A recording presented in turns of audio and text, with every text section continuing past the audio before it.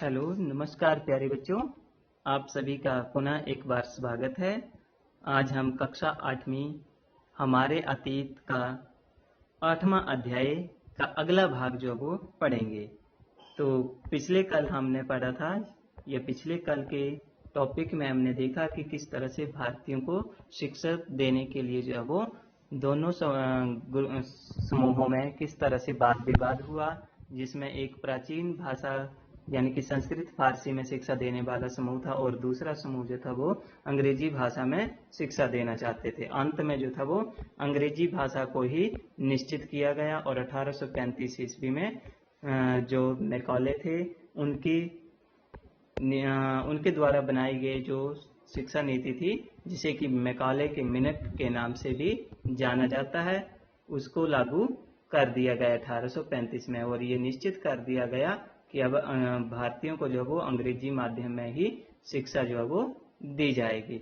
इसके बाद आप देखते हैं कि 1854 ईस्वी में जो चार्ल्स वुड थे उनके द्वारा तैयार किया गया एक नीति पत्र जो था, यानी कि शिक्षा के क्षेत्र में जो सुधार अधिनियम था, वो भारत भेजा गया, जिसे कि वुड डिस्पैच के नाम से जाना जाता है। और इस वुड डिस्पैच में जो था वो आपको ये कहा गया कि किस तरह से भारत में जो है वो शिक्षा का प्रचार प्रसार किया जाएगा, कौन कौन से सुधार किए जाएंगे। इसके बाद अब हम आगे देखते हैं कि भारत में जो थे वो नई दिनचर्या और नए नियम क्या क्या बनाए गए थे। पहले देखते हैं हम कि स्थानीय पाठशालाओं का क्या हुआ जो पहले से चली आ रही थी। तो स्थानीय पाठशालाएं, आप ये सोचेंगे कि पहले स्कूल किस तरह के होते थे, बच्चे कहाँ जाते थे, कैसे बैठते थे, किस तरह की पढ़ाई करते थे। तो इस बारे में आप देखेंगे तो एक अंग्रेज ईसाई प्रचारक थे जो कि स्कॉटलैंड से 1830 ईस्वी में भारत आए थे।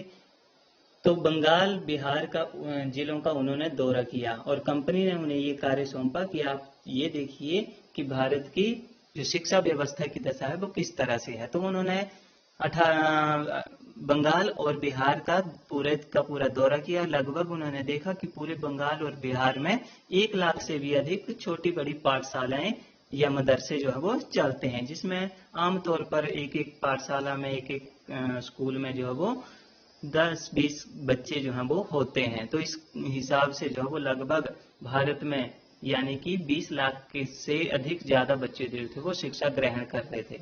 और ये पाठशालाएं जो थी वो जो संपन्न लोग थे या अमीर आदमी जो होते थे उनके द्वारा चलाई जाती थी, या फिर कई बार गुरु जो थे वो स्वयं ही इन शिक्षा पाठशालाओं को चलाते रहते थे।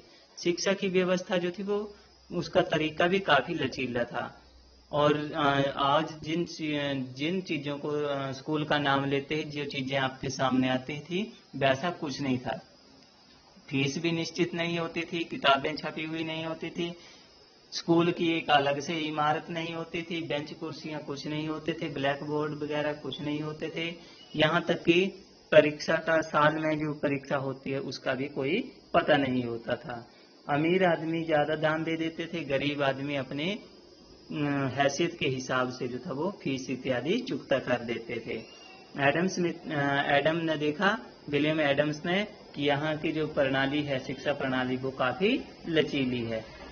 एक ही सारे के सारे विद्यार्थी एक ही कक्षा में बैठते हैं, गुरु जो है वो सभी को अलग अलग से उनकी कक्षा के अनुसार या उनके रैंक के आधार पर उन्हें पढ़ा दिया करते थे।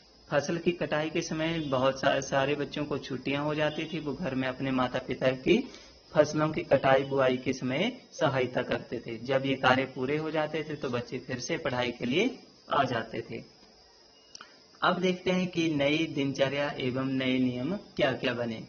तो 1854 के जो वुड डिस्पैच था उसमें ये निर्धारित किया गया कि अब जो है वो नई शिक्षा व्यवस्था के द्वारा एक शिक्षा विभाग का गठन किया गया और फिर उसमें लगातार कक्षाओं का, पाठशालाओं का निरीक्षण करने की व्यवस्था की गई।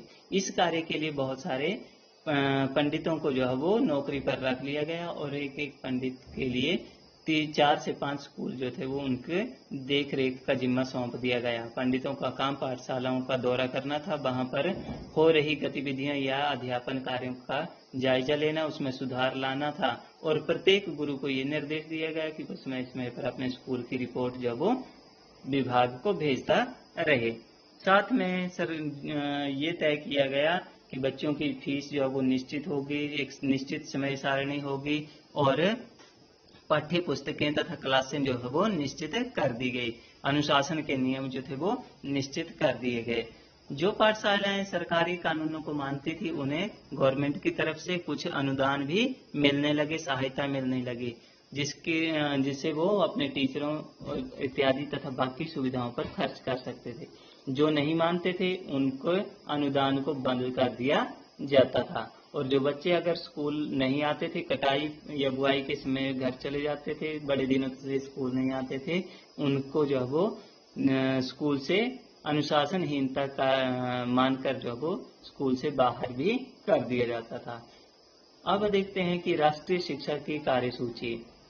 केवल अंग्रेज अफसर ही भारत के शिक्षा के बारे में नहीं सोच रहे थे, भारत के और भी बहुत सारे प्रबुद्ध व्यक्ति जो थे वो शिक्षा व्यवस्था के बारे में चिंतित थे और सोच रहे थे। तो ये जो लोग थे उन्होंने अंग्रेजों से आह्वान किया कि वो भारत में ज्यादा से ज्यादा कॉलेज, विश्वविद्यालय, स्कूल इत्यादि खोलें।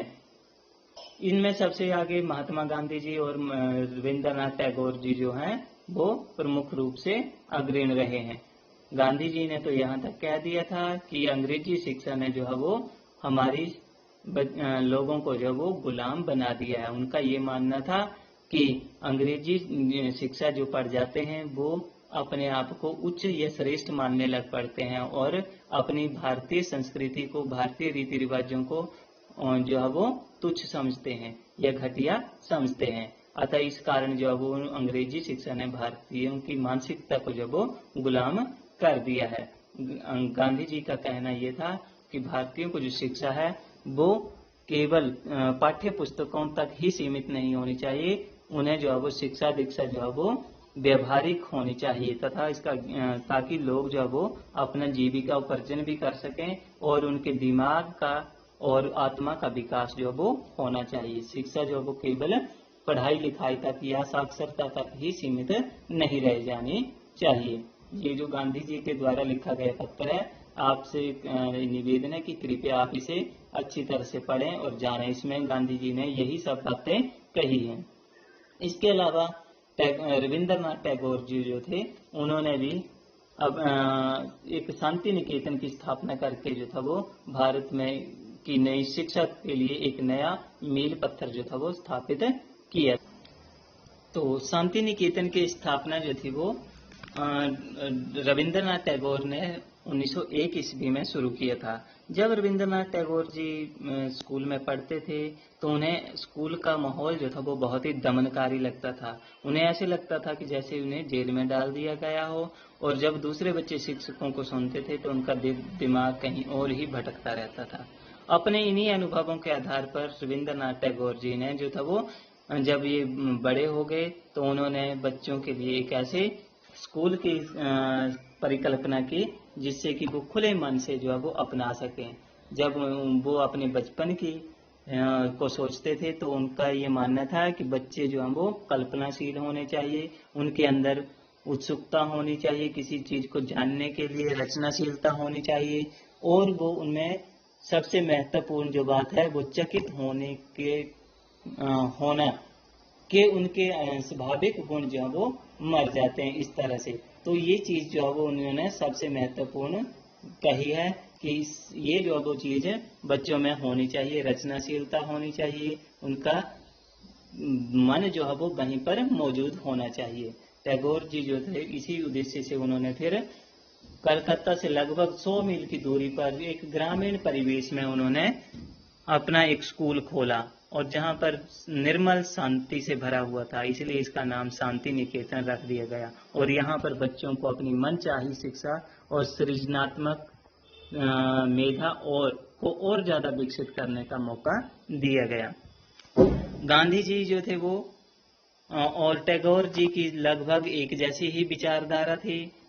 उन दोनों के बीच में थोड़ा सा फर्क यही था कि गांधी जी पश्चिमी सभ्यता और मशीनी प्रौद्योगिकी की उपासना के कट्टर आलोचक थे, और टैगोर जी जो थे वो आधुनिक पश्चिमी सभ्यता और भारतीय परंपरा के श्रेष्ठ तत्वों का मिश्रण चाहते थे। उन्होंने शांति निकेतन में कला, संगीत, नृत्य इत्यादि विषयों पर जो था वो बहुत जोर दिया, और साथ में प्रौद्योगिकी पर भी इन्होंने जो बल दिया था।